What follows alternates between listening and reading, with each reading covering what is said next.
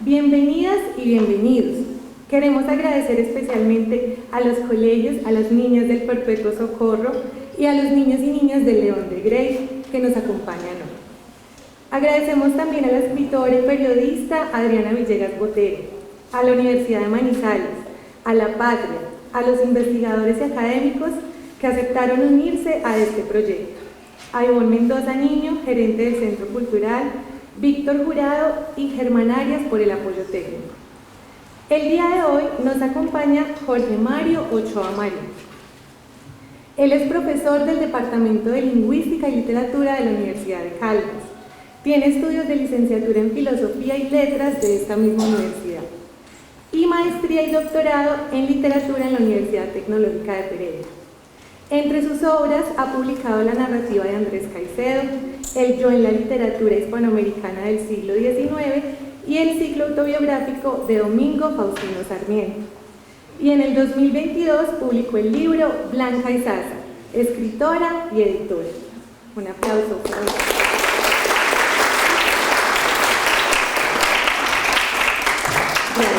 Y hoy, antes de que inicien, como en todo nuestro ciclo de conferencias, nos acompaña Adriana Villegas Botero. Ella es escritora y periodista, docente en la Universidad de Manizales, autora de la novela El oído miope y el libro de cuentos El lugar de todos los muertos, ganadora del Premio Nacional de Periodismo Simón Bolívar en 3 ocasiones. Sus cuentos y ensayos han aparecido en diversos libros y proyectos. En 2022 hizo parte del equipo que redactó el informe de la Comisión de la Verdad sobre el eje cafetero y desde 2015 publica una columna de opinión en el diario La Paz.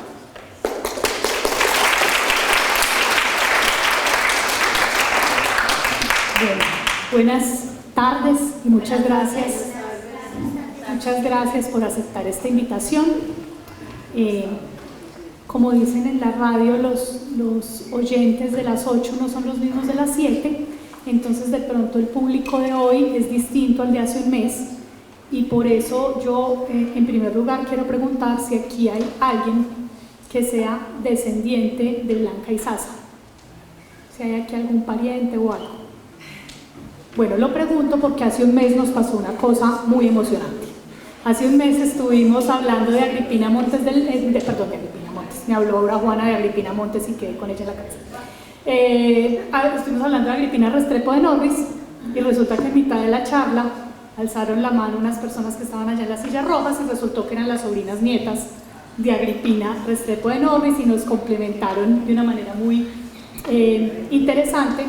Un rompecabezas que decíamos en el caso de Agripina Restrepo de Norris apenas estábamos armando y le faltan muchas fichas porque no ha sido una autora tan estudiada, ha sido una autora que se ha empezado a leer recientemente y que no ha tenido el estudio a profundidad que sí ha tenido Blanca y Zaza de Jaramillo Mesa, gracias a la dedicación del profesor Jorge Mario Ochoa, que terminó su doctorado en literatura con una tesis doctoral dedicada a esta autora. Entonces, a diferencia de los que estuvimos hace un mes y decíamos que hay muchos vacíos en la vida y en la obra de Agripina Restrepo de Norris, pues en el caso de Blanca y Zaza esos vacíos los han completado en buena medida la investigación, el trabajo que ha hecho el profesor Jorge Mario, a quien le doy la bienvenida y las gracias por estar acá y compartirnos su conocimiento.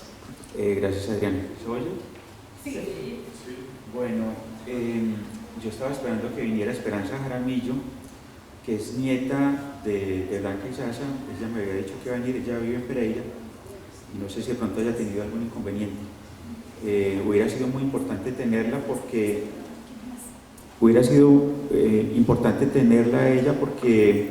aquí vamos a hablar como de algunas anécdotas sobre todo que tienen que ver con la casa, con el lugar en donde estaba ubicado el centro de trabajo y de vida de Blanca y Zaza.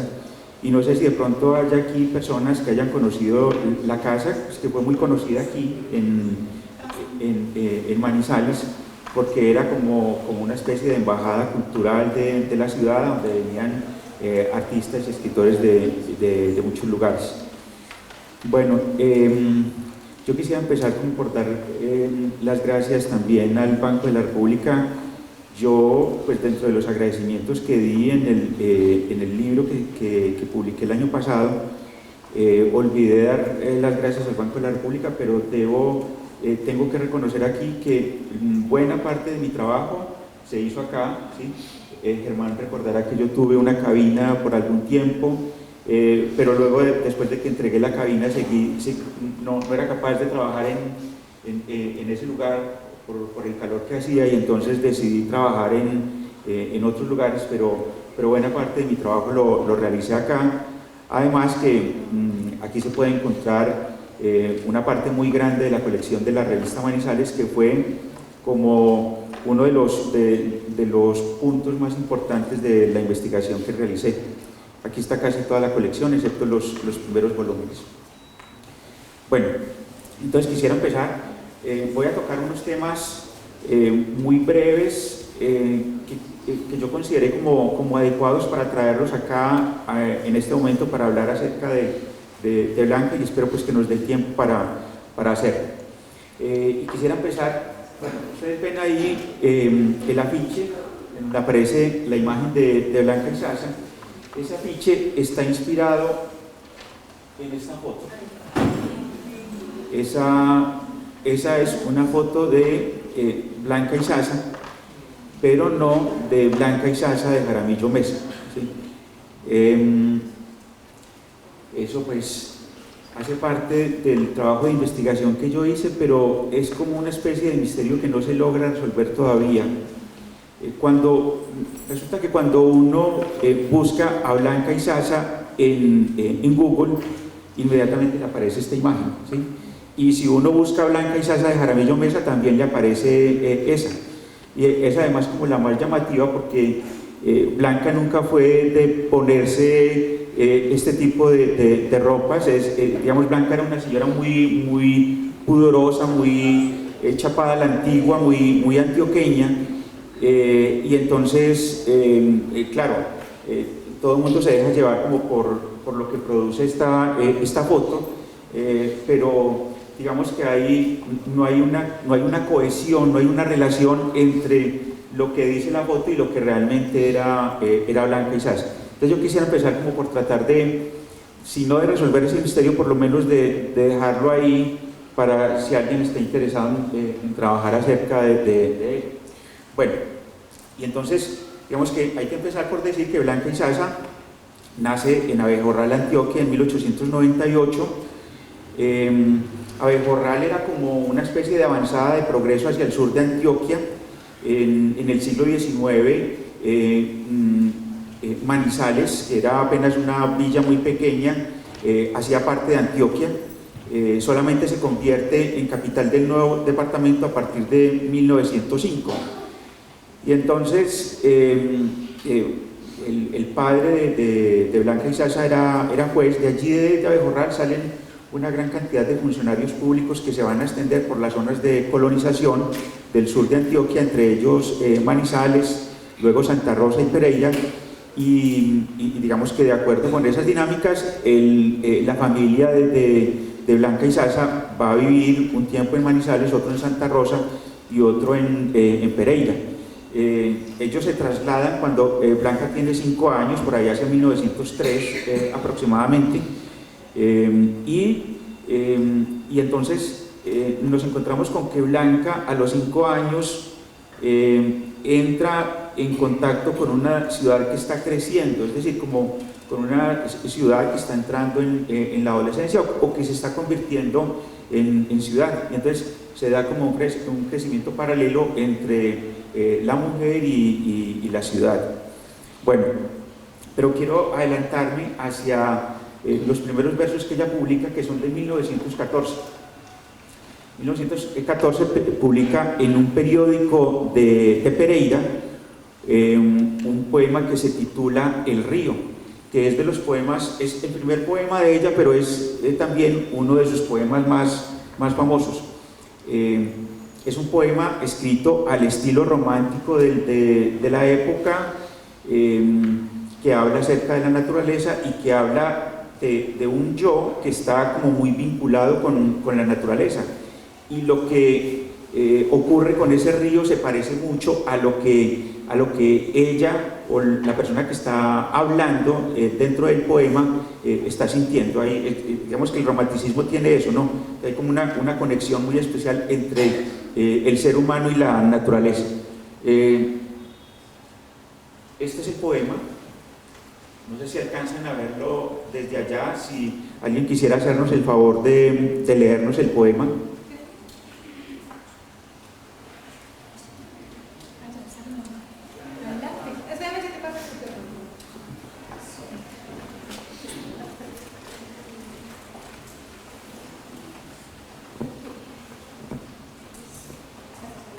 El río. Yo quiero mucho el río que cruza por la aldea, que canta a todas horas, que se ríe sin cesar. El río que incendia bajo la luz febrea y que se torna plata bajo a la luz lunar. El río es un poeta sincero y atrevido. Sus cántaros son ingenuos, son cantos de cristal.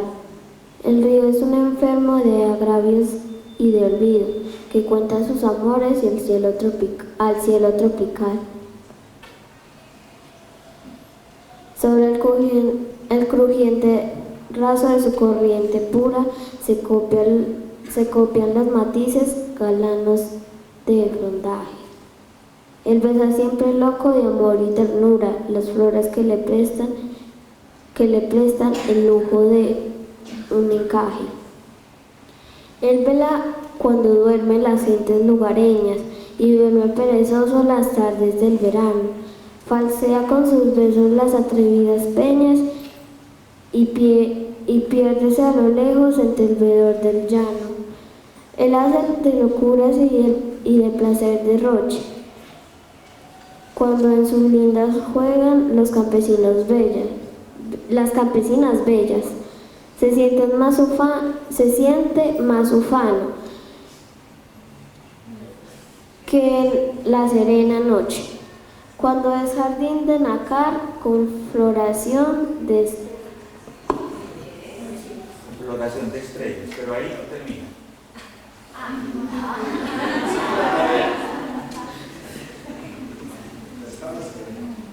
En el invierno triste con furia del salvaje, desciende borrascoso de alta cordillera, salpica con espuma la calma del boscaje y ruge desbordado salvando la ribera. Yo quiero mucho el río que cruza por la aldea, que canta a todas horas, que ríe sin cesar. El río se incendia bajo la luz febrea y que se torna plata bajo la luz. Bajo la luz lunar. Febea significa solar en este caso. Ese poema lo escribió Blanca en Santa Rosa de Cabal, cuando Santa Rosa era todavía una aldea pequeña, hacia 1914. El río del cual habla es el río San Eugenio.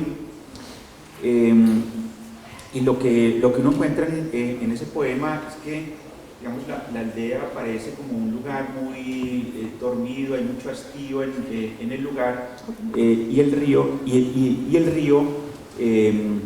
está en movimiento, está cambiando continuamente, cambia del día a la noche, los colores cambian también, refleja el cielo, refleja la luz del sol, refleja la luna, en verano es uno, en invierno es otro, ¿sí? Entonces digamos que el río aquí se convierte como en una especie de metáfora del deseo de libertad que tienen todos los jóvenes. En este caso estamos hablando de una joven de 16 años. Bueno, el poema se publica en un periódico de Pereira, lo lee mucha gente en la comarca, entre ellos un joven poeta y periodista de Jericó, Antioquia, llamado Juan Bautista Jaramillo, que acababa de llegar de Cuba. En Cuba había publicado un libro llamado Bronce Latino. Digamos que a partir de ese poema empieza a hacerse una relación entre ellos. no se conocen físicamente. Durante el primer año se mandan fotos. Por allá en un reportaje que le hicieron a Blanca en el periódico Renacimiento, un periódico que circulaba por allá en los años 20 en Manizales, ella decía que cuando lo vio, cuando vio la foto de Juan Bautista, le dijo al papá, le dijo: este poeta me lo quedo yo, ¿sí? Y efectivamente fue así. Establecen una relación por correspondencia en la que van hablando de cosas personales, pero son cosas que también están como muy relacionadas con lo que están leyendo. Blanca por aquella época leía a Gustavo Adolfo Bécquer, a Núñez de Arce, a Julio Flores, a Federico Mistral, que había recibido el Premio Nobel de Literatura en el año de 1914. Bueno, estaba como muy enterada de la literatura, y entonces eso se convierte también como en una forma de relación y de conquista entre los dos, de tal manera que empiezan a formalizar la relación por allá hacia 1915. Parece ser que, según las memorias que cuenta Juan Bautista, y en un texto que se llama Páginas íntimas, en ese año se conocen, y Blanca Izaza tiene como su bautizo de poeta en 1916. En 1916 se celebraba el tricentenario de la muerte de Cervantes. Se celebraba en todas partes, y aquí en Manizales se celebró en un teatro llamado Olimpia, que era el teatro donde se hacían las grandes presentaciones en aquella época. Se hizo una velada artística, y a Blanca, que vivía en Santa Rosa de Cabal, la reciben a la entrada de la ciudad.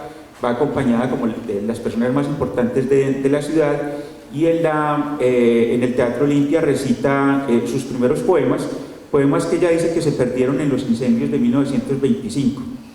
Bueno, entonces ellos se conocen, y si ustedes se fijan, como que la vida personal y familiar de Blanca Izaza está siempre mezclada con la literatura.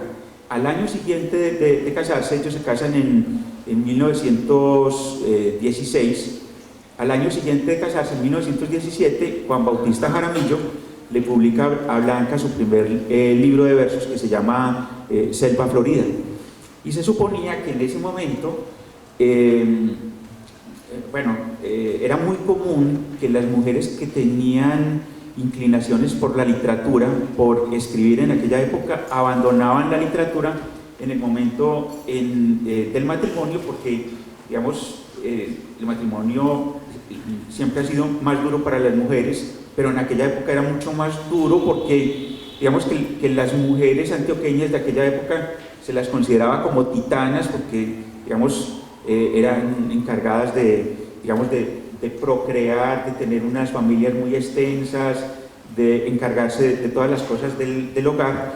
Y entonces se suponía que cuando empezaba el matrimonio, las mujeres abandonaban su vocación literaria, pero lo llamativo, lo excepcional es la determinación que tiene Blanca Izaza. De allí en adelante empieza a publica poesías, publica cuentos, publica crónicas. En vida publicó 8 libros, y después de su muerte su esposo alcanzó a publicar 7 libros más. Bueno, entonces esa es como una primera explicación de la iniciación de Blanca Izaza en la literatura, pero hay otra, digamos, paralela o alterna, que como que sale a la luz por allá en el año 2013 a raíz de la publicación de un artículo. Voy a adelantarme por aquí. Este artículo se titula Cuervo, Uricoechea, Silva y Flores, 4 amores sin retorno. Es publicado por Enrique Santos Molano, escritor y periodista, miembro correspondiente de la Academia Colombiana de Historia. En ese artículo Santos, el autor del artículo, habla de una relación que aparentemente tuvo Blanca Izaza con Julio Flores hacia 1915. Recuerden que la fecha, y es una fecha que Blanca declara en varias ocasiones cuando habla de su iniciación como escritora, siempre dice: yo me inicié con motivo de la celebración del tricentenario de la muerte de Cervantes en el Teatro Olimpia o en el Salón Olimpia en 1916. ¿Sí? Esa es la fecha que ella da. Pero lo que sale a relucir con este artículo de Santos es que en 1915 Julio Flores, que era uno de los poetas que más llamaban la atención en el país, era un poeta romántico que hablaba mucho acerca de la muerte y hablaba mucho como del suicidio, de vivir la muerte propia, y creaba en el público como una expectativa de en qué momento se va a suicidar Julio Flores, porque digamos eso era lo que se veía en los poemas y en los espectáculos que él montaba. En 1915 ya él tenía 48 años, viaja por todo el país haciendo un espectáculo con Emilio Murillo. Era un espectáculo de poesía y de música. Flores era un gran recitador, pero también un gran cantor de bambucos. Y bueno, al final de ese viaje ellos llegan en diciembre a Pereira, y en Pereira se presentan. Era muy común en aquella época que el poeta fuera recibido como por una especie de poeta anfitrión, un poeta de la comarca, y en este caso le tocó a Blanca Izaza. Seguramente era muy llamativo por el hecho de que no era muy común que hubiera mujeres destacadas en la poesía. Entonces Blanca le dedica un poema a Julio Flores, y Julio Flores le dedica un poema a ella, un poema que se llama A Blanca Izaza.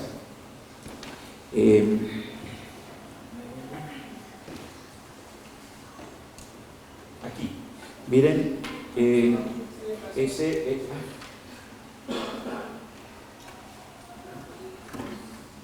ahí aparecen, por un lado, el poema de Julio Flores dedicado a Blanca Izaza, y por otro lado el poema de Blanca Izaza dedicado a Julio Flores, llamado Noche Suave.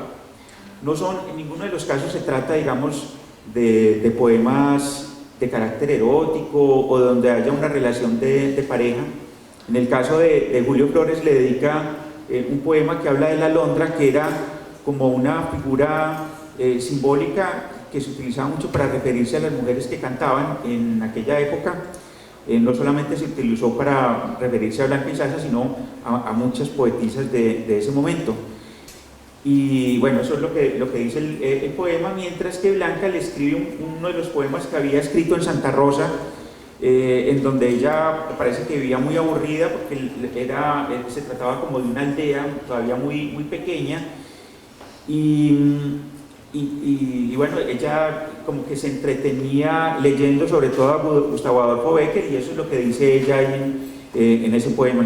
Digamos que no hay ninguna alusión a una especie de relación personal. Esa velada debió haber sido durante los primeros 2 días de diciembre de 1915, porque el 4 de diciembre aparece esta publicación de los 2 poemas. Este periódico, El Centinela, es de Santa Rosa. Si ustedes ven ahí, aparece la fecha, dice cabal, diciembre 4 de 1915. Pero además,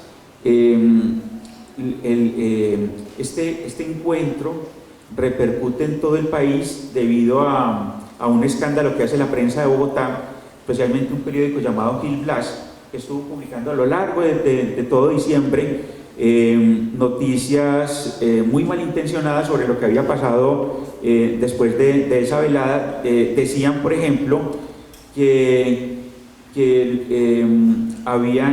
después de la velada, Blanca Izaza y Julio Flores habían acordado matrimonio.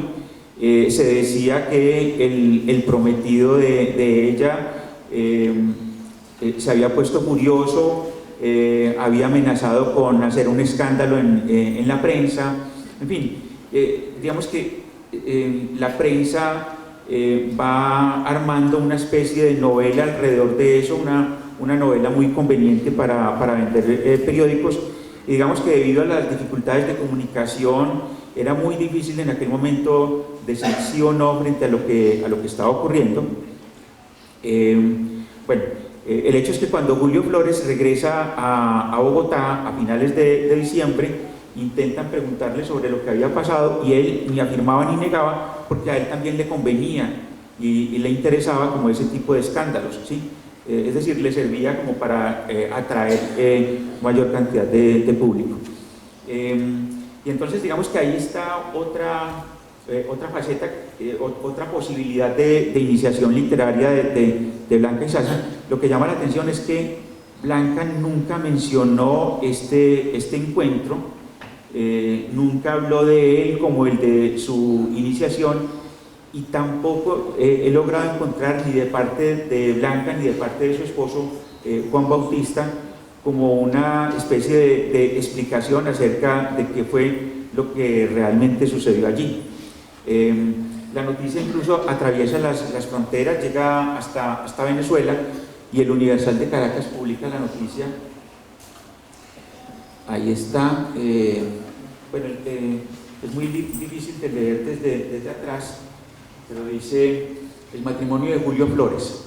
Saben nuestros lectores que el popular bate colombiano Julio Flores, presunto suicida, no ha cumplido su promesa, 1000 veces promulgada y reiterada con toda solemnidad, de quitarse la vida. El bate pisa ya los umbrales de la ancianidad, en realidad tenía 48 años en aquel momento, y parece que no quiere manchar su vejez con el crimen que no produce remordimientos. Ha renunciado pues a empujar con sus propias manos la barca funeraria para lanzarse al piélago de ultratumba, y tanto que en vez de suicidarse ha resuelto casarse. Váyanse lo uno por lo otro, los admiradores del poeta, que nos la pasábamos temblando de paura aguardando la nueva de sus funerales, recibimos con alivio y contento la de sus nupcias. Lo malo es que la aventura se complica con un galán celoso que quiere enviar a pasear por los campos elíseos, ahora que él no quiere, al autor de La Araña. Ese es Julio Flores. He aquí cómo cuenta con lacónica indiferencia este caso famoso el corresponsal de El Espectador de Bogotá en Manizales. El telegrama enviado por el corresponsal de Bogotá es del 3 de diciembre. Dice: Espectador Bogotá, Julio Flores contrajo esponsales en Cabal con poetisa Blanca Izaza. Antiguo pretendiente de esta viene injuriándola caballerosamente, periodiquín con. El lenguaje tan reducido, tan lacónico, se debe a que era un telegrama. Bueno, el antiguo pretendiente es Juan Bautista Jaramillo. Flores telegrafía al gobernador que a la autoridad no impide nuevas ofensas, matará periodista, corresponsal. Deseamos que no sea nada eso de los furores del antiguo pretendiente, y que las bodas del cantor no sean perturbadas por ninguna violencia. Bueno, el Facebook de 1915. Las de la época, sí. Sí, tal cual. Ajá. Bueno, dentro de la biografía de Blanca hay dos revistas importantes, una en la que no aparece como directora, que es la revista Azul, que se publicó entre 1919 y 1926, y la otra es la revista Manizales, que se publicó entre 1940 hasta por acá, hasta el 2003, pero que ella dirigió hasta el año 1967, que fue el año en que murió. Y ese poema, curiosamente, porque la revista estaba especializada en literatura, y a ellos les interesaba mucho como publicar cosas que estaban relacionadas con ellos, poemas dedicados a Juan Bautista o a Blanca. Incluso se acostumbraba mucho eso de tener el álbum de autógrafos en las casas. Llegaba una persona importante, un escritor o un poeta y firmaba, llenaba algo en ese álbum, y muchas de esas cosas se publicaron en Manizales, pero extrañamente este poema no se publicó, creo que hasta 1967, que fue el año en que murió Blanca, pero no hubo tampoco ninguna explicación acerca de lo sucedido. Entonces, digamos, queda eso ahí como una especie de misterio. En cuanto a la foto, esa foto que aparece allí es de 1926. La foto, bueno, se publica en internet, se publica debido a la revista Credencial y al artículo de Santos Molano. Seguramente lo que hicieron fue tratar de averiguar en los álbumes fotográficos de Medellín y Manizales si aparecía alguna Blanca Izaza allí. Digamos que ese nombre tampoco era muy extraño, había muchas Blancas en Antioquia y muchas personas de apellido Izaza. Entonces encontraron una foto de 1926 de una mujer llamada Blanca Izaza, pero digamos, repito, no coincide como con el talante de Blanca. Yo le pregunté varias veces a Aida, que fue la última de sus hijas, que murió creo que a comienzos de este año, o en diciembre del 2022. Le pregunté acerca de esa foto, ella lo negó rotundamente, ¿sí? Y ella era como la encargada de guardar el álbum fotográfico de la familia. Realmente, como que todo lo que se ha podido hacer acerca de Blanca Izaza desde el 2015 hasta acá se debe a la ayuda de Blanca Izaza, a la ayuda de Aida Izaza, Aida Jaramillo Izaza, perdón. Y ella era como quien más información tenía acerca de los asuntos familiares, tanto de ella como de su esposo Juan Bautista. Bueno, y entonces hay que creerle, y lo otro es que si nosotros miramos las fotografías de Blanca de los años 20, Blanca ya no era una jovencita, ella tuvo 13 hijos entre 1917 y 1935, entonces, bueno, una vida como muy dura, muy sacrificada en el hogar, y entonces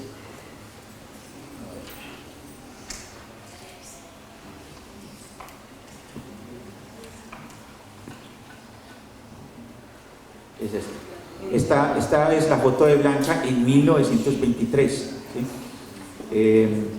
La fecha sí se puede precisar porque se publicó en la portada de la revista El Gráfico, una revista de Bogotá dedicada a la literatura, que durante los años 20 publicó algunos cuentos de ella. Entonces, ahí está como ese asunto que está como sin resolver de Blanca Izaza, y que queda ahí como para futuras investigaciones. Bueno,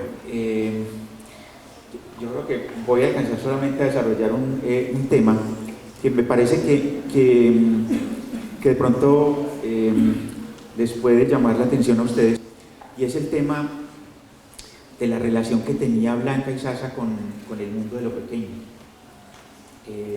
Ella lo llamaba el culto apasionado de las cosas pequeñas. Blanca continúa escribiendo mientras va teniendo su familia. Su última hija, Aida, nace en 1935 y luego empiezan a llegar los nietos hacia 1940. En 1940 por fin ellos logran tener su casa propia.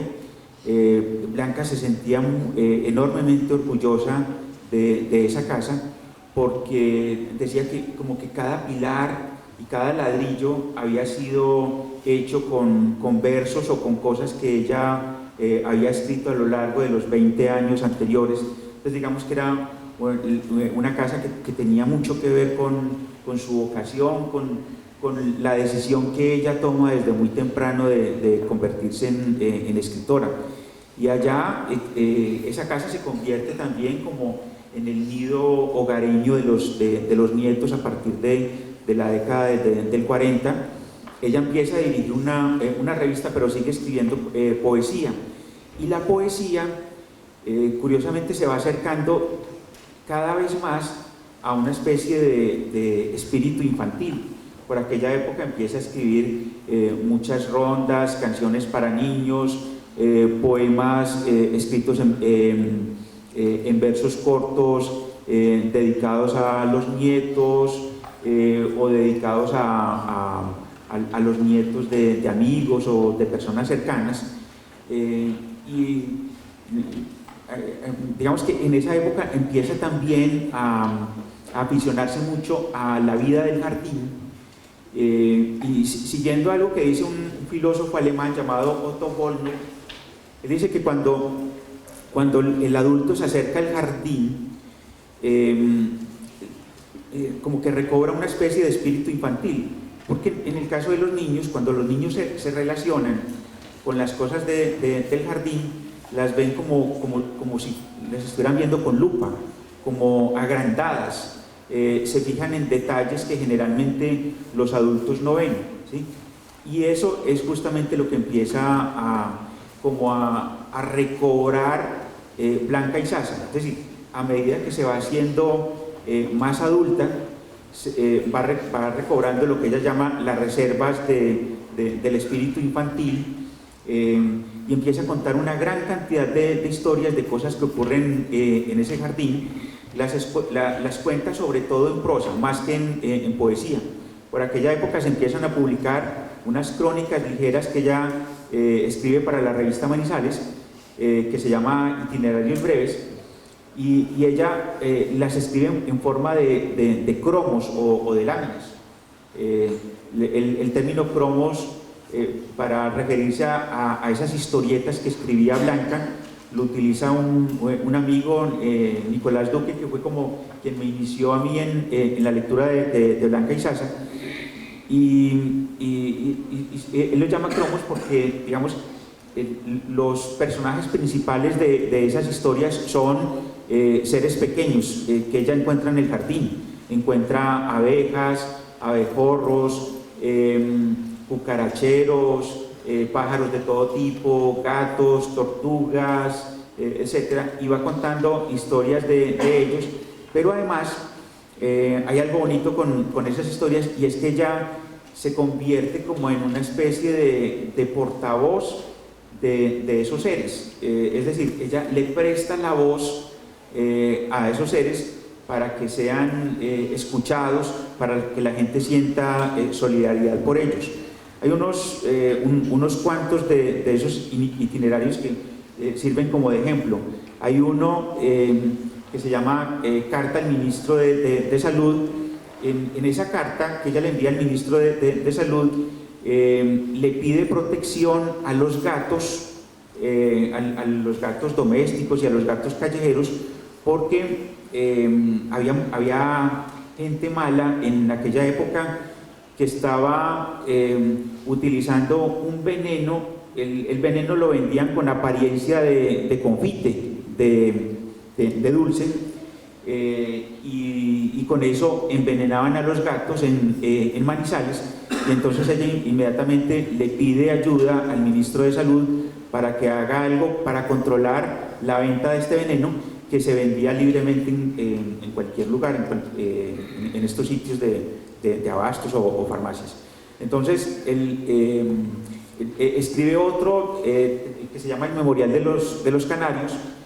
En ese memorial ella se queja de que se había prohibido la importación del alpiste al país por considerar que era una semilla, y ella defiende la idea de que el alpiste, más que una semilla, es un alimento indispensable para los pájaros.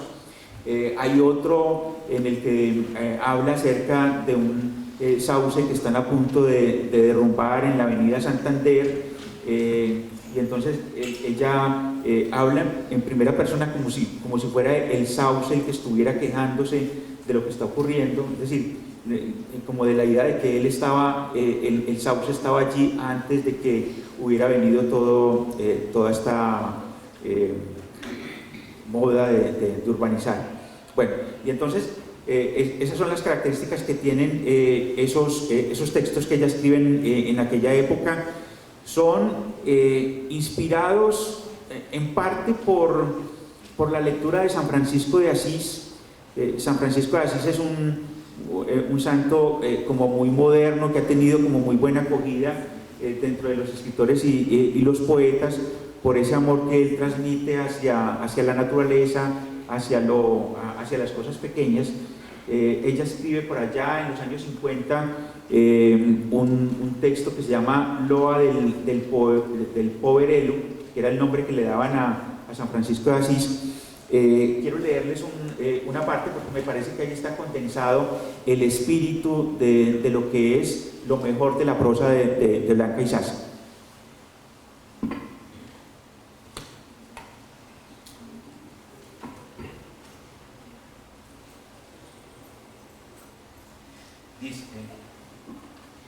Dice: Dulce Francisco de Asís, patrono de los poetas, hermano de las estrellas y las orugas, cantor del agua y de las mariposas, bohemio divino que fuiste por las llanuras iluminadas de mucha charla con los gorriones y en amable camaradería con las hormigas.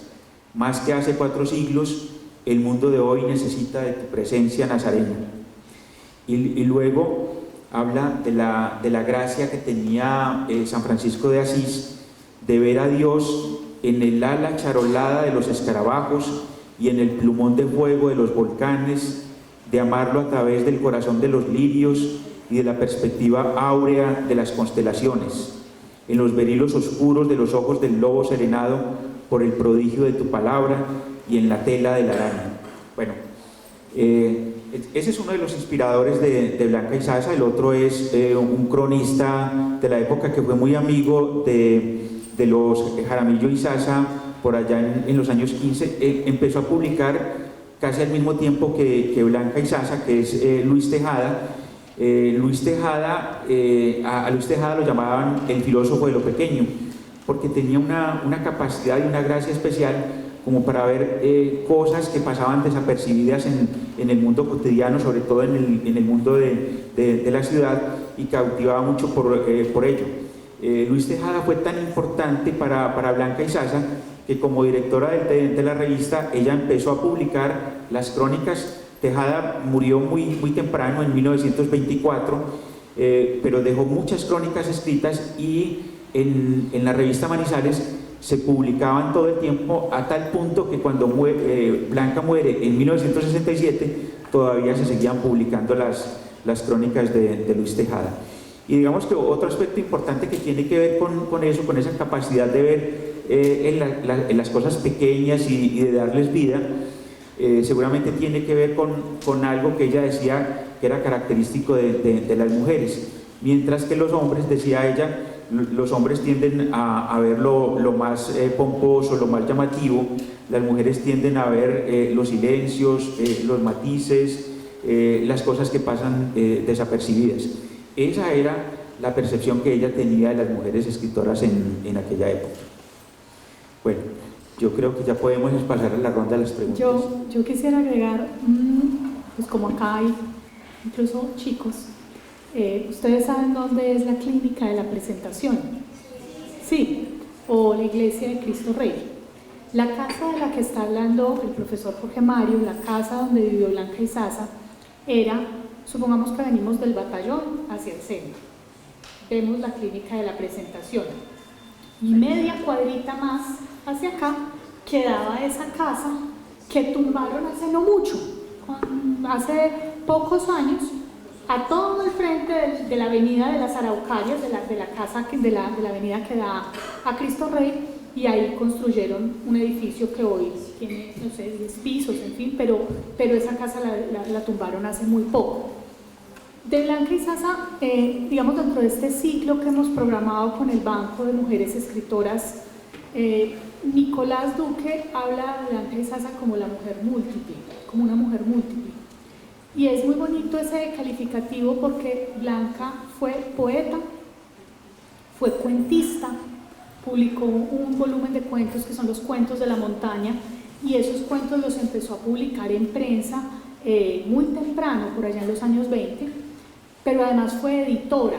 Hace un mes hablábamos de Agripina Restrepo de Norris como editora de la revista Numen, y Blanca Izaza también fue editora de una revista que fue la revista Manizales, que, como decía el profesor Jorge Mario, circuló desde 1940 hasta 2004 y se acabó básicamente, como me dijo Aida en una entrevista que le hice, se acabó porque se acabaron los anunciantes, se acabó la publicidad y no pudo seguir sosteniendo una revista que casi cumple 65 años, y era una revista. Aida contaba una anécdota, y es que Juana de Ibarburu me decía: Aida, usted tiene otro autor ahí que lo menciona, que le dijo cuando recibía la revista, porque la revista circulaba, se mandaba por correo, estamos hablando de una época antes de internet, antes de WhatsApp, antes de todas esas cosas, la revista la imprimían y la mandaban por correo, y había una poeta muy famosa hace muchos años, hace un siglo, era muy famosa en Uruguay, que se llamaba Juana de Ibarburu, y que Juana le dijo una vez: pero ¿cómo así que Manizales es una ciudad? Yo pensé que Manizales era una revista. La referencia que ella tenía de Manizales era la revista Manizales, y la sorpresa fue que además era una ciudad. Entonces fue una editora excepcional. Antes de publicar la revista Manizales, poco antes, en el 38, Blanca Izaza fue la editora de una, como decir hoy en día, la sección dominical de La Patria. Se llamaba Selección Dominical y era una página. La tuvo solo 6 meses, y en esos 6 meses pasaron por esa página las mejores escritoras colombianas de ese momento, colombianas.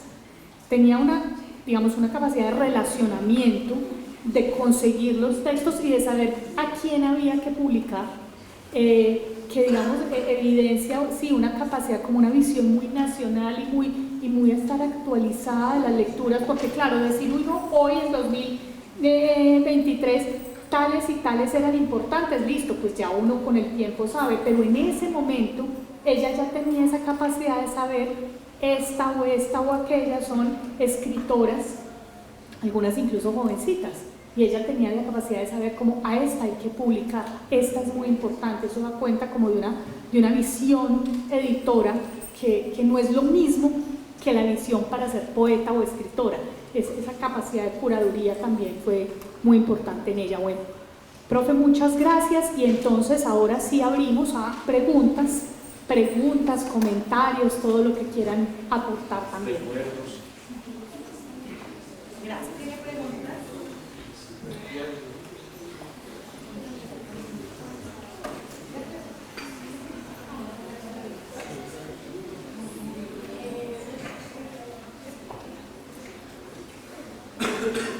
¿Sí?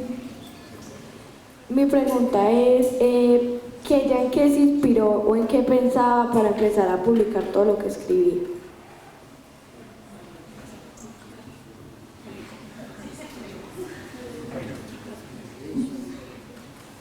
Bueno, en los primeros versos, que son versos románticos porque hablan acerca de la naturaleza, tienen que ver sobre todo con lo que ella sentía. Ella empieza a escribir y a publicar versos a los 16 años. En 1914 ella tenía 16 años. Y tiene que ver sobre todo con la relación con la naturaleza. Son poemas que hablan mucho acerca de las flores como símbolo de los sentimientos. Habla acerca de la noche, habla acerca del paisaje. Hay algunos poemas allí que hablan como de su primer amor. Ella conoce a Juan Bautista por aquella época, se relacionan por correspondencia, pero ella ya va anticipando que ese va a ser su futuro esposo. y entonces ahí existen esos, digamos, poemas pasionales. Ese primer libro se llama Selva Florida, tiene 50 sonetos y son poemas dedicados a la vida como la ve una jovencita de 14 años, como una especie de jardín, ¿sí? Aparece mucho el tema de las pasiones, aparece mucho el deseo de libertad, que ella llamaba el redentor deseo, y ese deseo para una jovencita que vivía en aquella época en una aldea solamente se podía manifestar, se podía expresar a través de la poesía, a través, digamos, del deseo de volar. Por eso aparecen muchas aves en esos poemas, porque son aves que cantan por un lado y aves que vuelan por el otro, y entonces en ambos sentidos están como buscando la libertad. Eso es lo que ella escribe en aquel momento.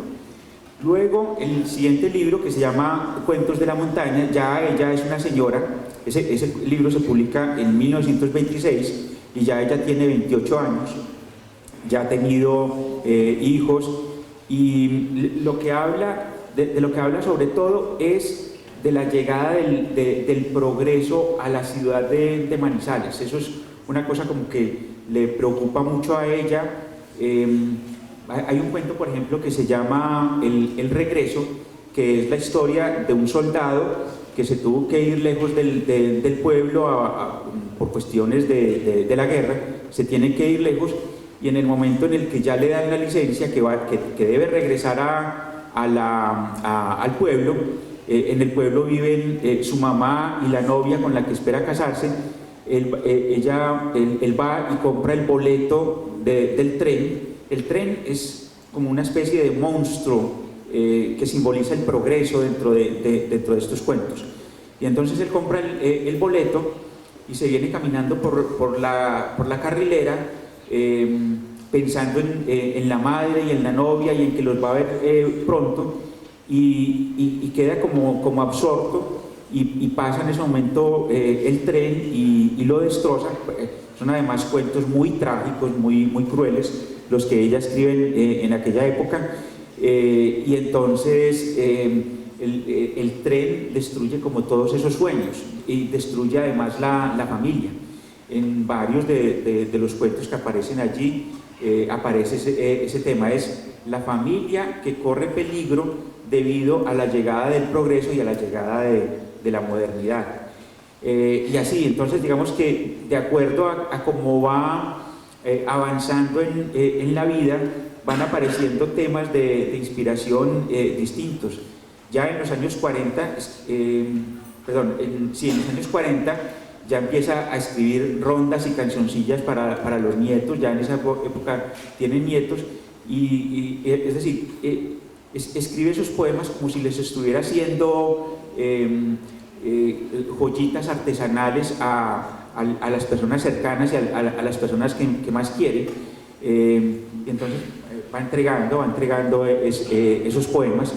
El último libro que ella escribe, que se titula Alma, que publica por allá en 1961, creo, en ese libro ya ella es una mujer muy devota y seguramente está viendo muy próxima la muerte, y entonces aparecen mucho los temas místicos, los temas religiosos, y aparecen muchos poemas dedicados también a los familiares. Entonces digamos que es una poesía que va cambiando de acuerdo a cómo va cambiando ella con la edad. Quisiera complementar, profe, porque tú hiciste la pregunta, dijiste qué le inspira para publicar, y eso tiene dos aristas. Una es escribir. Uno puede escribir toda la vida y nunca publicar. O sea, la publicación es como otro momento, y uno a veces se imagina que los escritores son personas que publican libros, y me parece importante como llamar la atención sobre algo que dijo el profesor, y es la primera publicación de ella es en un periódico, y eso es algo común a todas las mujeres que abordaremos en este ciclo. O sea, fueron los periódicos los espacios que le abrieron la posibilidad a las mujeres de llamarse escritoras. De hecho, muchas no llegaron a publicar libros. En el caso de Blanca sí, y además muy joven, y eso es muy raro. O sea, en el contexto de las otras mujeres, digamos que Blanca, entre otras cosas, es muy singular por eso, porque logra publicar un libro muy joven, que se lo publicó su esposo, que también era poeta. Pero muchas otras mujeres, y la misma Blanca, digamos, gran parte de muchas mujeres, toda su producción literaria, y en el caso de Blanca, gran parte de su producción literaria no está en los libros, está en la prensa, en los periódicos a los que ellas mandaban. ¿Qué mandaban? Mandaban poemas, mandaban cuentos, mandaban reflexiones. Los itinerarios breves de los que nos ha mencionado varias veces el profesor son algo que es como una columna, pero es una crónica, o sea, como para ponerlo en términos de hoy, como crónicas, como columnas, como editoriales, comentarios en los que cualquier tema cabe, y entonces en los periódicos fue como donde hallaron esa posibilidad de verse publicadas, de ver su nombre publicado y de llamarse escritores. Y además estamos hablando de una época en la que, ¿de qué época estamos hablando? Años, en el caso de Blanca, pues ella empieza a publicar en 1914, pero estamos hablando de años 20, 30, que la radio apenas estaba comenzando, todavía no había televisión, todavía no había internet. Luego el gran vehículo de comunicación era la prensa. En los años 20, o sea, hace un siglo, en Manizales circulaban 6 diarios. Había periódicos por la mañana y había otros que circulaban por la tarde, entonces había mucho periódico, por lo tanto había mucho donde publicar. Eso pues ha ido cambiando con el tiempo. Otra pregunta.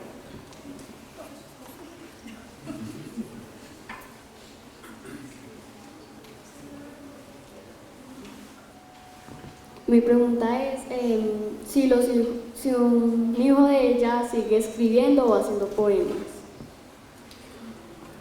Yo estaba esperando la presencia de una nieta poeta. Ella se llama Esperanza Jaramillo, es una poeta, vive en Armenia en este momento y ha publicado varios libros de poesía, ¿sí?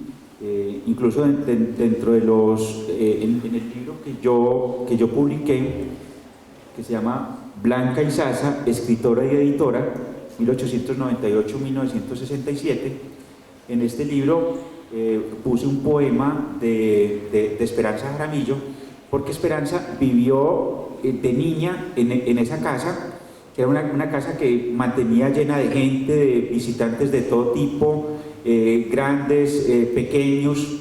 Era una casa muy bonita y con varios niveles y con mucho calor, muy llamativa. Y ella conoció esa casa, pero luego la conoció también en la decadencia. La casa se vendió en el año 2015 y entonces tiene un poema que habla como de todo ese recorrido, digamos, de lo que fue la casa en su momento de esplendor, de los olores. Los poetas hablan mucho acerca de los sentidos, de los olores, y luego lo que queda de ella al final, como el momento de decadencia. Pero además de Esperanza, que es la nieta, el año pasado en diciembre se murió Aida Jaramillo, que era la hija menor de Blanca. Y Aida, ahí viene una conversación interesante, y es que ¿qué entendemos por escritora o por escritor? A veces nos imaginamos que el escritor es la persona que escribe poemas, escribe cuentos, escribe novelas, como si la ficción fuera la única posibilidad de la escritura. Aida contaba con risa que una vez le dijo a Nicolás Duque, que fue una persona que editó los libros de Blanca: yo tengo ganas de algún día publicar un librito, decía Aida, con todos los editoriales que he escrito en la revista, porque la revista hasta el 67 la dirigió Blanca, hasta el 75 la dirigió Juan Bautista, y cuando Juan Bautista se murió, o sea, el esposo de Blanca, la asumió Aida desde el 75 hasta el 2004, una cantidad de años. Entonces alcanzó a publicar más de 250 columnas, itinerarios, textos. Entonces ella decía como medio en broma, me gustaría publicar un libro porque eso sí que harto trabajo me dio sacar cada página de esas. Ahí había otra escritora, así no se entendiera como escritora, digamos, ella siempre hablaba que la escritora era su mamá y su papá, pero claro, es publicar durante tantos años de manera sostenida una columna mes a mes, pues claramente era una escritora, de la que hablamos menos en ese rol, pues porque eran más brillantes, digamos, en el mundo literario, más visibles, su papá y su mamá. Gracias. Mi pregunta es de qué murió y dónde murió.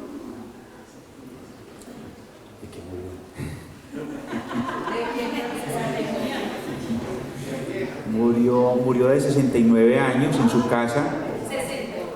69. En su casa en Manizales, la misma casa que hemos estado viendo aquí, sí. Pero la verdad no sé de qué murió.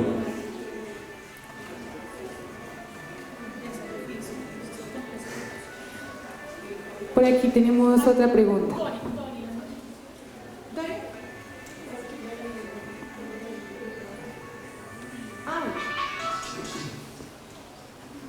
Buenas tardes.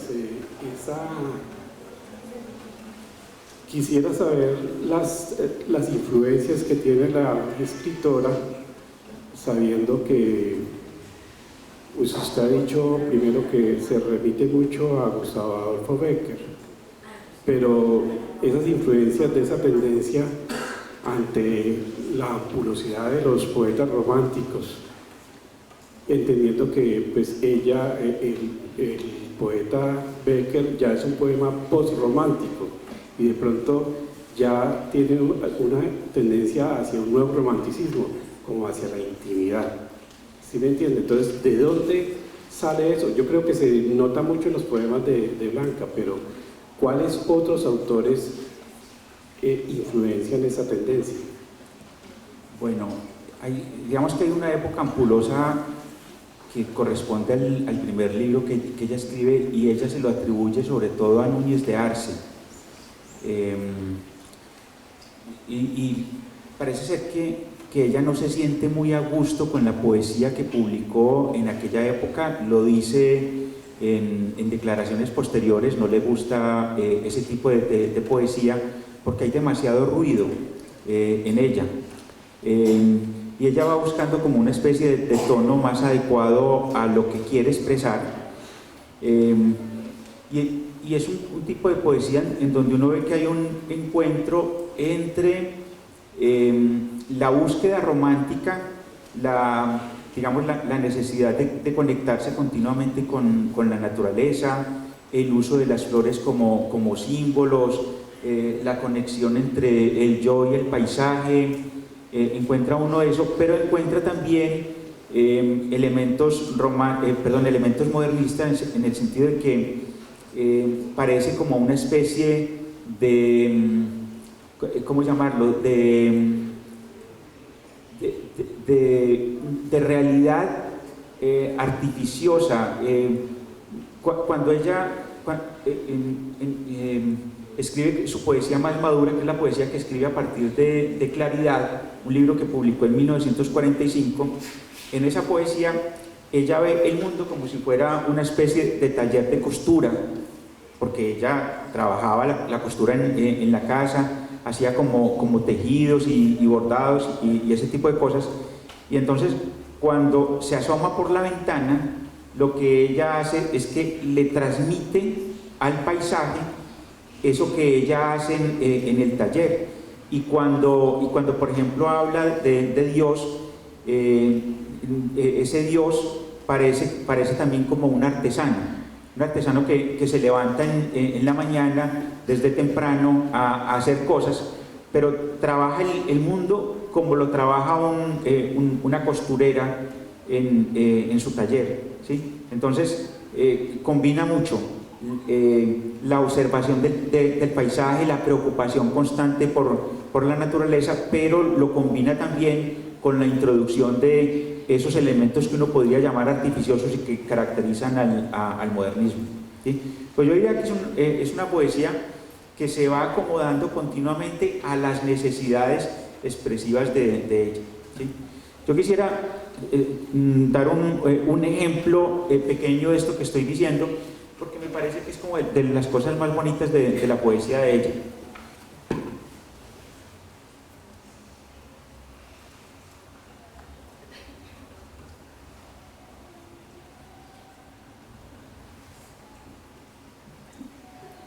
En Preludio de invierno, un libro de los años 50 creo, tiene un poema que se llama Veranito de noviembre. Creo que en aquella época, digamos antes del cambio climático, noviembre era un mes de lluvias, ¿sí? Y en noviembre había un veranito, ¿sí? Había unos cortos días de verano. Y ella era como observadora de ese tipo de cosas.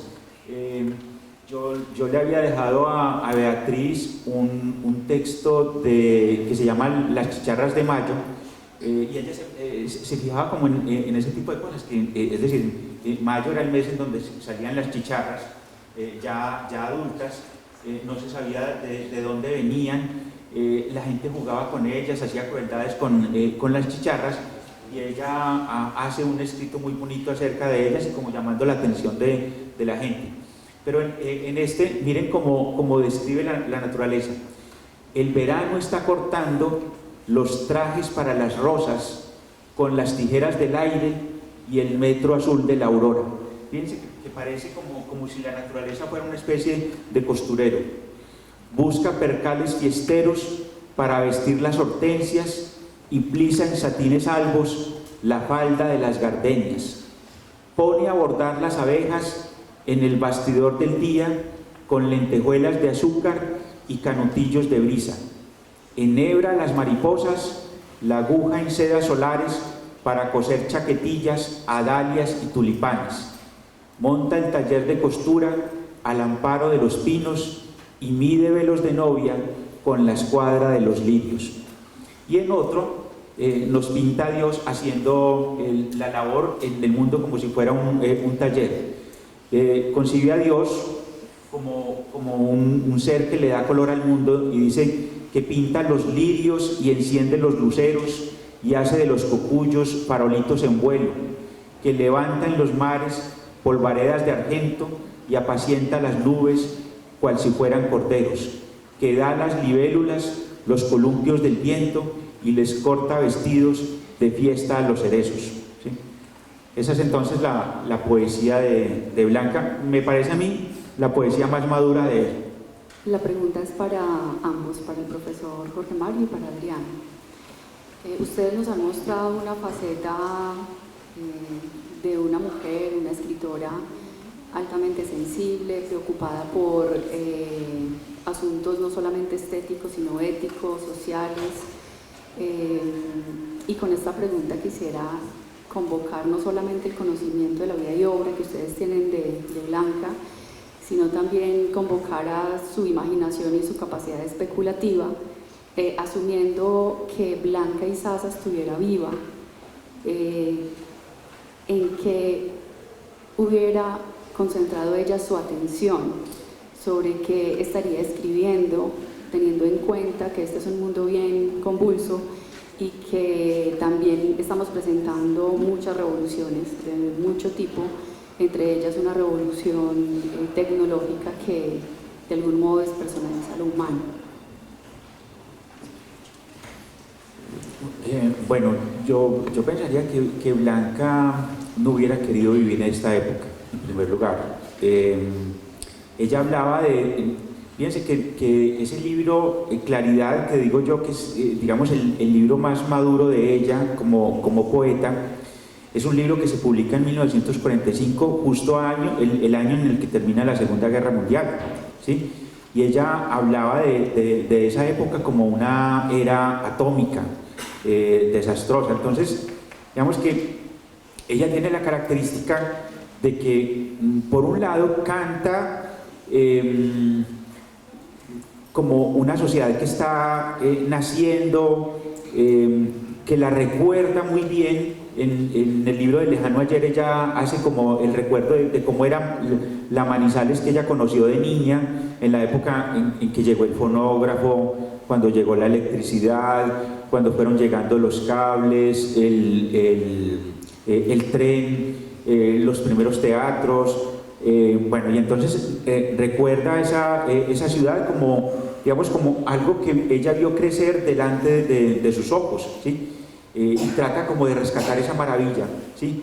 Pero al mismo tiempo ella presiente que lo que está ocurriendo afuera, lo que está ocurriendo en el mundo es un desastre, y está escribiendo también acerca de eso continuamente.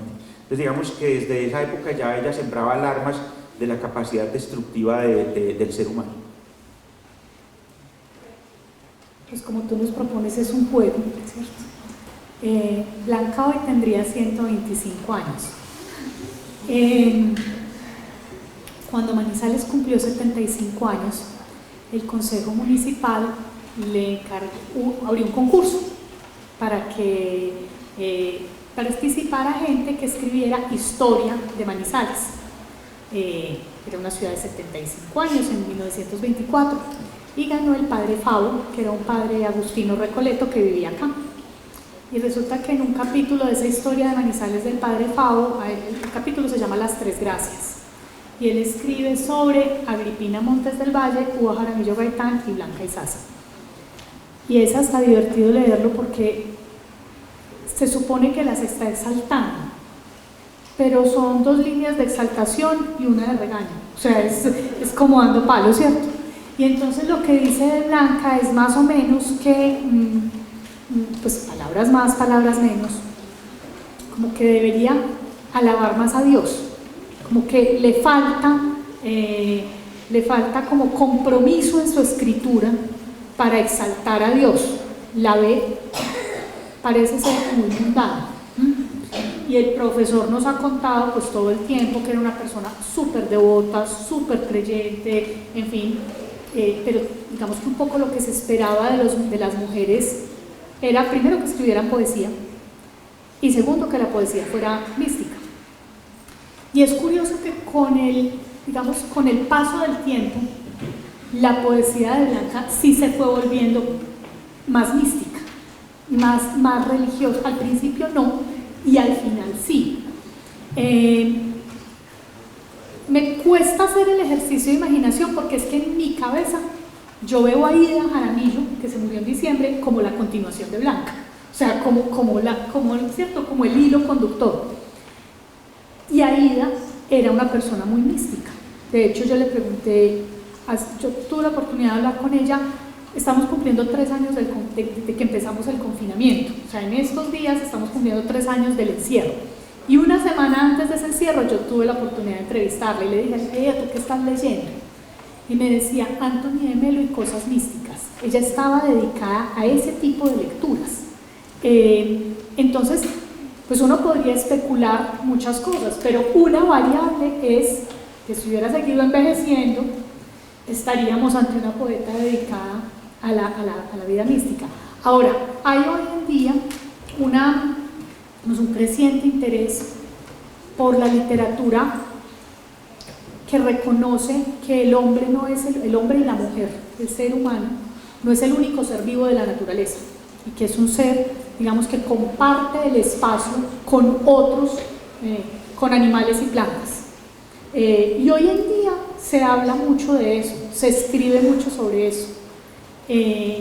Blanca Izaza en los años 40 ya estaba haciendo una obra literaria sobre eso que hoy se exalta. Entonces digamos que a lo mejor lo último que ella hizo fue lo que hoy nos parece menos contemporáneo, pero esas obras sobre las chicharras, las abejas, en fin, hoy tienen un enorme valor. Dentro de un siglo a lo mejor valga más eso que hoy en día no estamos mirando con esa atención, porque eso es lo maravilloso de la literatura, que los textos quedan ahí y el juicio estético que va cambiando con las épocas, pues le va dando más valoración a unas cosas y a otras más. Buenas tardes, muy interesante la conferencia sobre Blanca. Aida contaba que ella mantenía papeles en el bolsillo del delantal y lápices. Y ella iba escribiendo cuando estaba haciendo sus oficios. Entonces ella le venía una idea y escribía. Otra parte es que ellos organizaron la farmacia Santa Ana, que ayudó a muchas personas, les mandaban los remedios que quedaban de los enfermos, que todavía eran viables, y se los mandaban y ellos allá los clasificaban, tenían un médico, asesor de siempre, y un químico, y ellos enviaban eso, regalaban esos remedios a personas que necesitaban. Esto fue, se lo pasaron a las monjas de la presentación. En este momento se me olvida cómo se llama esa casa.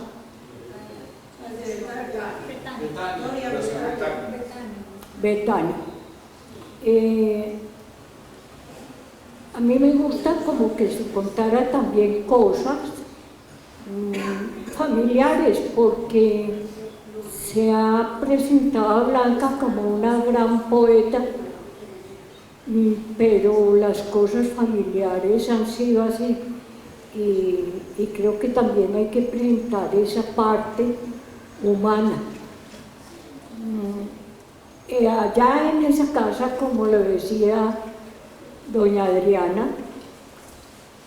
y como lo dice usted, fue una embajada para todos los poetas y las poetas que llegaban a la ciudad. Allá estaban una semana, 5 días, iban al hotel, volvían. Aida contaba que su mamá le debía la casa a Santa Ana, y todavía Aida, donde estaba, tenía una Santa Ana que era veneración de la familia.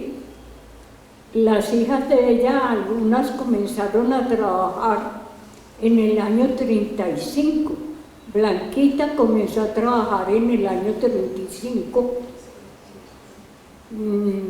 porque necesitaban, con dificultades, porque a los papás no les gustaba que las hijas salieran a trabajar, pero es indispensable.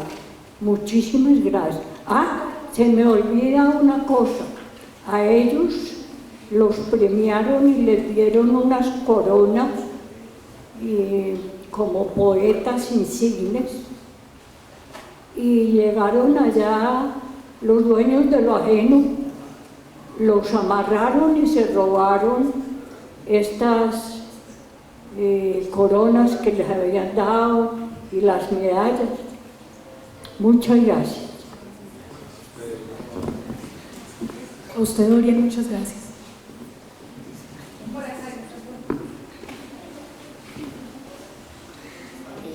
Hola,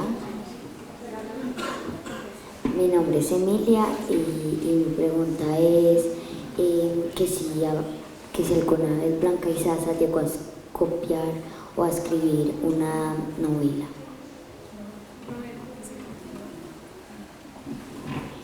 No, ella solamente publicó poesía, cuento, crónicas y memorias, pero novela no.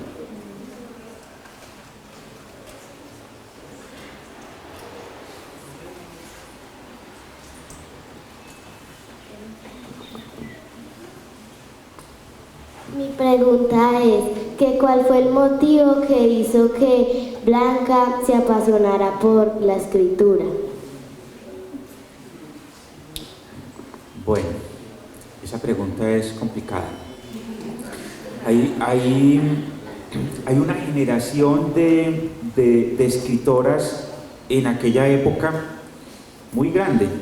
Yo leí un libro de autobiografías que publicó un señor de Medellín en 1935, y en ese libro aparecen aproximadamente 30 escritoras colombianas de la generación de Blanca, es decir, que empezaron a escribir entre 1910 y 1920, que escribían literatura de todo tipo, no escribían novelas todavía, pero se apasionan por la literatura.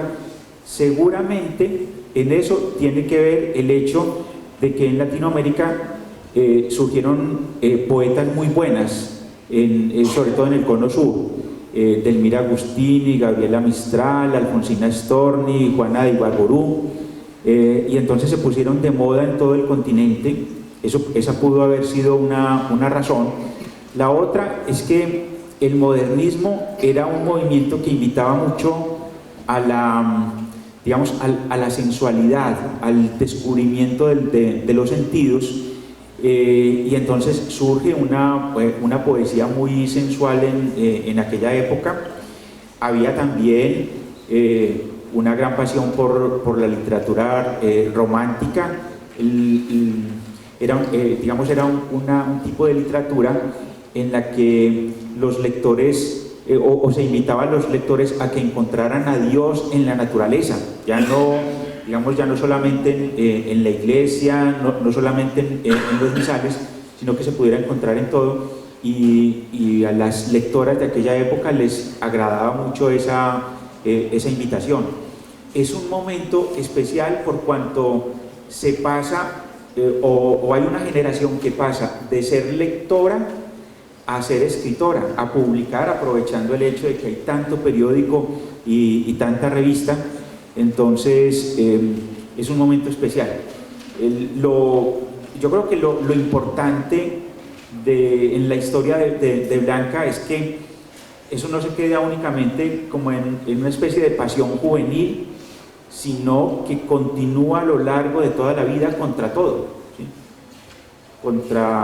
Es decir, contra lo que le impone la sociedad a la mujer tradicional, y entonces yo creo que ese es el gran valor de su obra.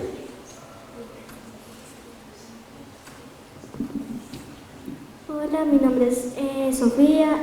Mi pregunta es que ¿a dónde habitaba Blanca Sasa? ¿En qué biblioteca? ¿En qué? O sea, ¿dónde leía los cuentos o las historias para que ella tenga ideas así, para que se inspiraba? Bueno, yo también quisiera saber eso. Digamos, una de las cosas que yo pretendí, yo quería hacer era tratar de conocer la biblioteca de Blanca y Sasa.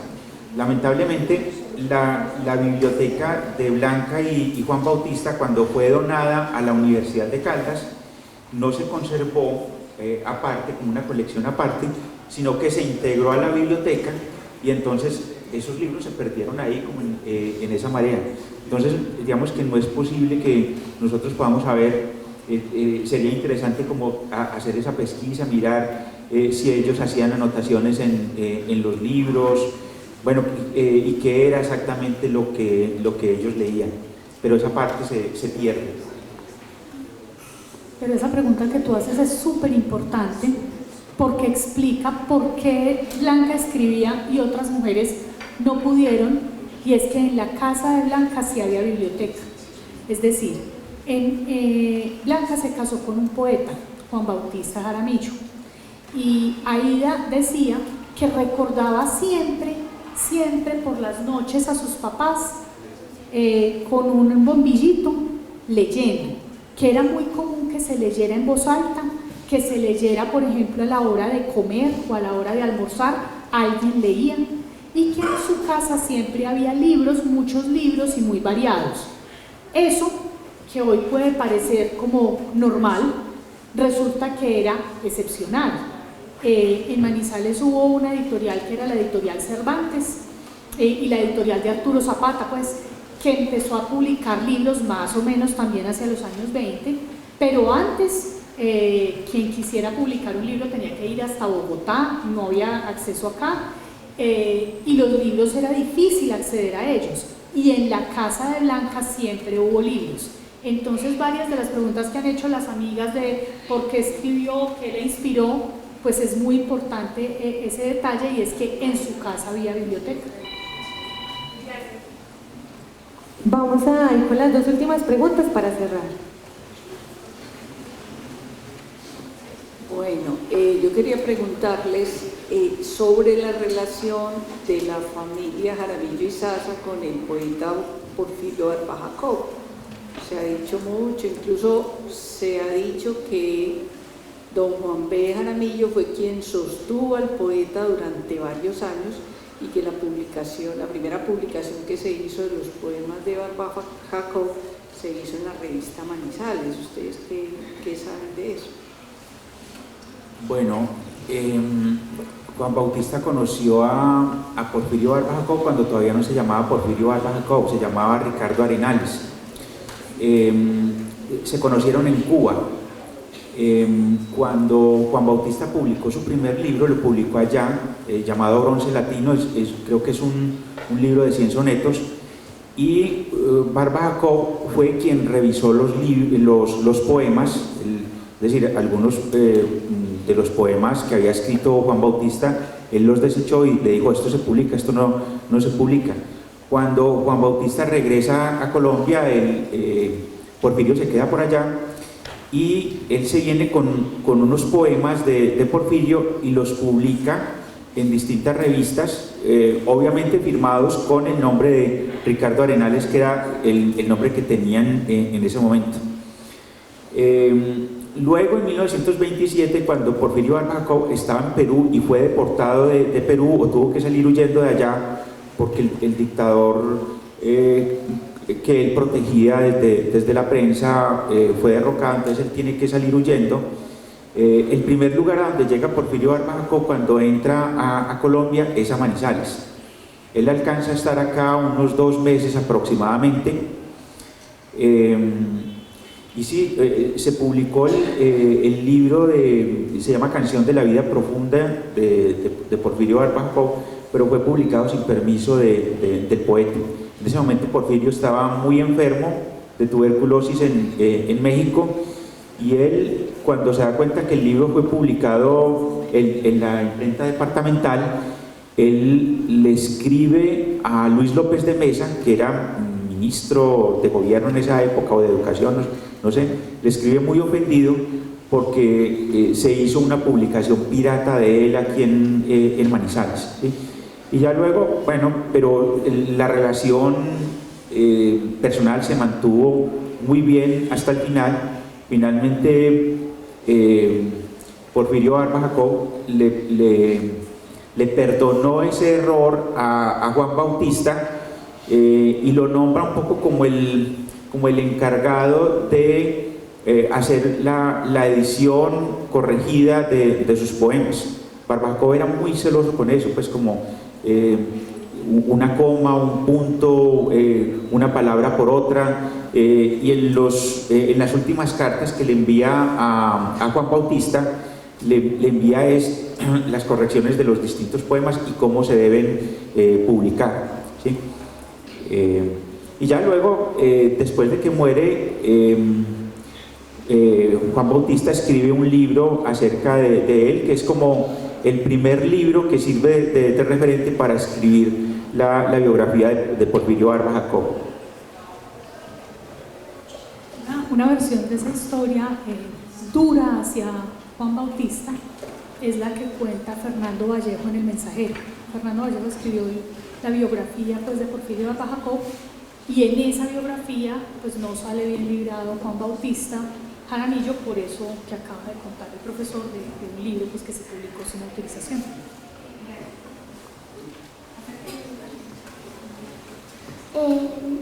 Yo me llamo Marlene Juliet Arias Iglesias, y mi pregunta es que si los padres de Blanca y Sasa también fueron escritores.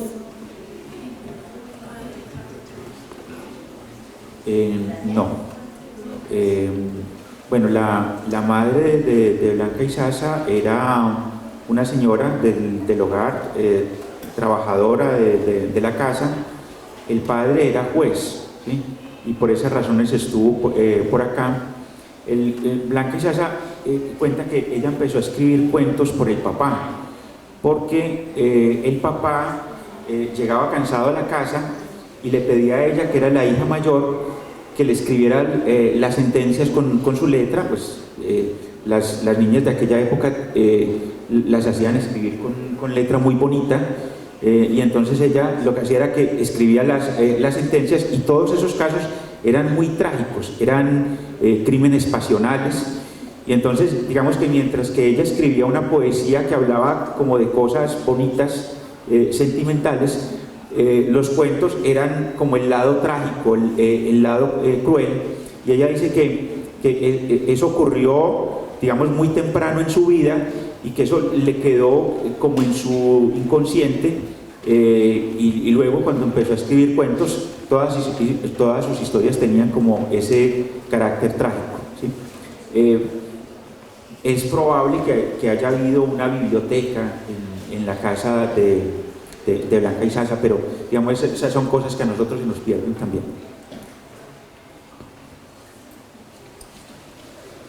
Bueno, entonces les agradecemos a todos su presencia, un aplauso y un agradecimiento a Adriana y a Corneario. Les queremos contar que nuestra próxima invitada es la señora Chila Molina Salazar, miércoles 19 de abril a las 3 de la tarde, a cargo de nuestra líder del proyecto, Adriana Villegas Botero. Así que nos esperamos el miércoles 19 de abril en esta cita con otra mujer centenaria del Gran Caldas. Muchas gracias a todos por su participación.